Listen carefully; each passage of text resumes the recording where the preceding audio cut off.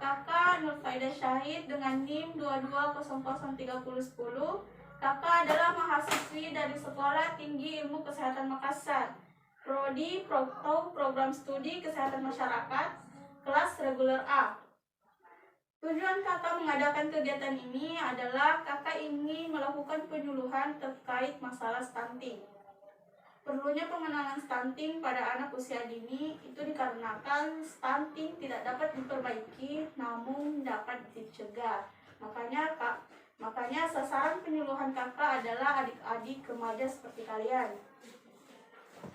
Sebelum kita lanjut ke materi, kakak ingin apakah adik-adik pernah mendengar kata stunting sebelumnya?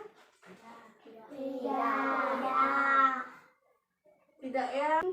Jadi stunting itu adalah masalah gizi kronis yang disebabkan oleh gizi yang kurang dalam periode awal pertumbuhan dan perkembangan si anak. Di Indonesia kita menempati posisi ketiga untuk stunting terbanyak di Asia Tenggara. Jadi itu merupakan sesuatu yang harus kita cegah untuk Indonesia yang lebih sehat lagi untuk di masa depan. Terus pada tahun 2019 survei membuktikan bahwa ada 30% balita yang masih mengalami stunting. Jadi stunting itu bisa disebabkan oleh banyak faktor ya. Yang pertama karena ekonomi keluarga, kesehatan lingkungan, ataupun bisa disebabkan oleh pola hidup yang tidak sehat.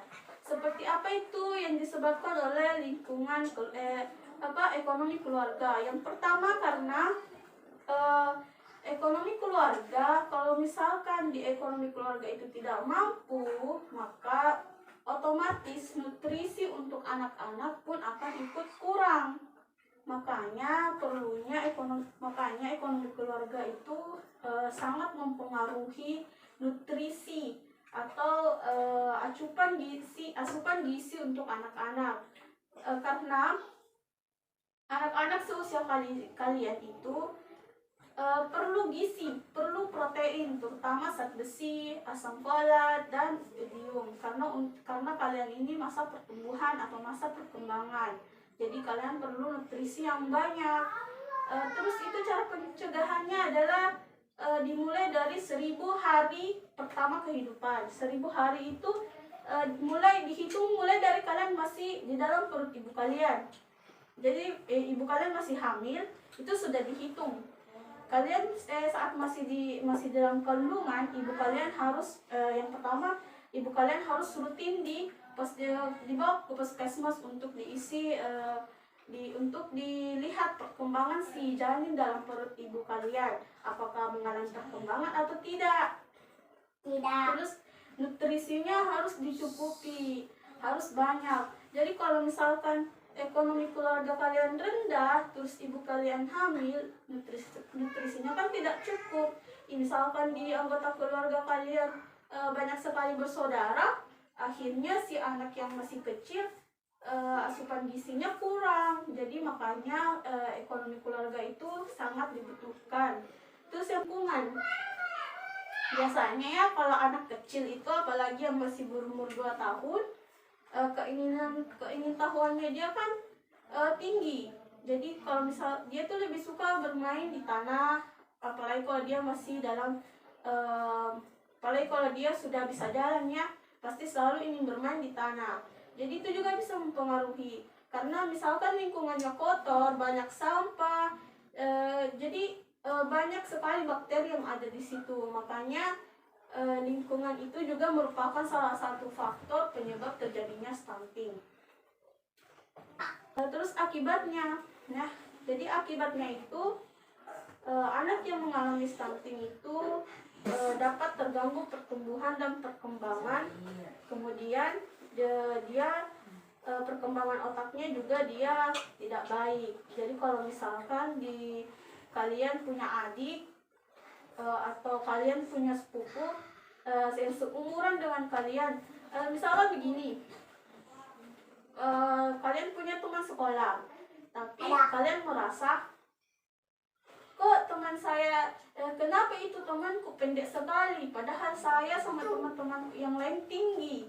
Nah mungkin anak itu itulah salah satu akibat dari stunting, dia mengalami stunting, makanya pertumbuhannya itu lambat.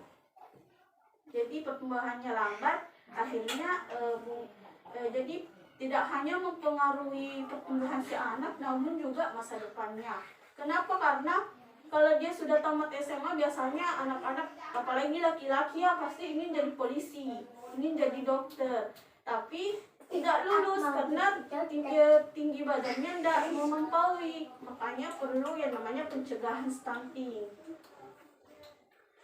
Terus tingkat pencegahannya itu pemenuhan nutrisi pada 1000 hari pertama kehidupan. Kemudian pola hidupnya harus sehat.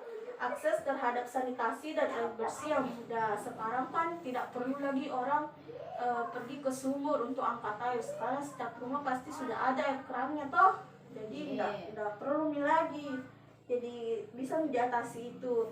Terus saya mau tanya adik-adik, sudah membiasakan belum yang namanya cuci tangan sebelum makan? Sudah. Bagus kalau sudah, jangan sampai habis main sampai di rumah makan tidak cuci tangan. Nah itu bisa menyebabkan juga terjadinya gejala. Gejalanya itu seperti misalnya cacingan, TBC atau infeksi saluran kencing. Kalau misalkan toh suatu hari nanti kayak cacingan apa tuh tanya coba orang tua tak belum mak cacingan kak atau apa kak, itu salah satu gejala dari stunting. Jadi harus coba tanya mama tak, mak bawa ke coba ke puskesmas untuk diperiksa oleh tenaga kesehatan supaya karena itu merupakan infeksi bakteri. Karena terus ada juga kalian tidak boleh buang air besar secara sembarangan karena itu bisa mempengaruhi faktor lingkungan. Kalau misalkan sering buang air besar di jangankan kalian ya, kalau misalkan di luar lihat orang jambang nih di pinggir laut, tanya jangki, nah tidak boleh karena bisa jadi bakteri nanti akan ada di situ. Kalau misalkan kalian main tanah, terinfeksilah kalian bakteri tersebut dan makanya akan terjadi namanya cacingan maki atau apa maki. Jadi terkena maki yang namanya stunting, pertumbuhan tubuh tidak stabil, terus perkembangan otak juga kurang bagus, makanya susah sekali belajar begitu. Jadi ada yang mau ditanyakan? Stunting apa? Iya, musa stunting mungkin karena pendek sekali, teman-temannya tinggi. Semacam. Kalau stunting harus juga itu orang minum obat cacing itu minimal 1 kali dalam 6 bulan. Jadi 2 kali dalam setahun orang harus minum obat cacing supaya terhindar dari yang namanya stunting.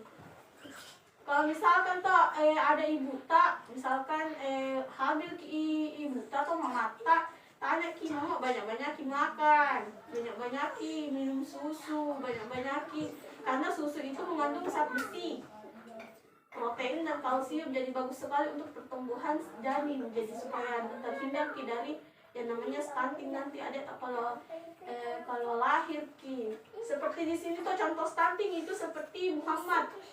Tahu toh Muhammad itu anak SMP, dia itu stunting.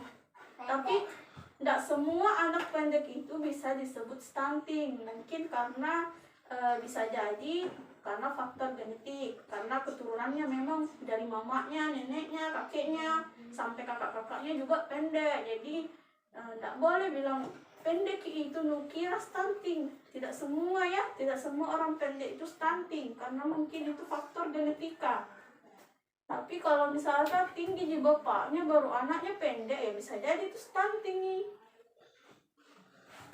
Karena mungkin waktunya hamil mamanya tidak cukup nutrisinya, nutrisi anaknya, ataukah setelah dilahirkan saat tidak susui langsung anaknya pakai susu susu bukan susu langsung, bukan susu badan nak kasih ke anaknya, dia jadi sakit-sakitan anaknya atau apa nih. Terus karena stunting itu tidak bisa diperbaiki. Susah nih orang kalau terkena stunting. Jadi makanya kalau misalkan ada gejala-gejala, coba kita tanya orang tua tak, suruh ke puskesmas untuk diperiksa. Kalau kayak terlambat bisa dikit saja diagnosa oleh dokter. Oh susah nih itu. Mau tidak kalian terkena stunting, nanti kalau tamat di SMA mau menjadi polisi, tidak sampai tingginya.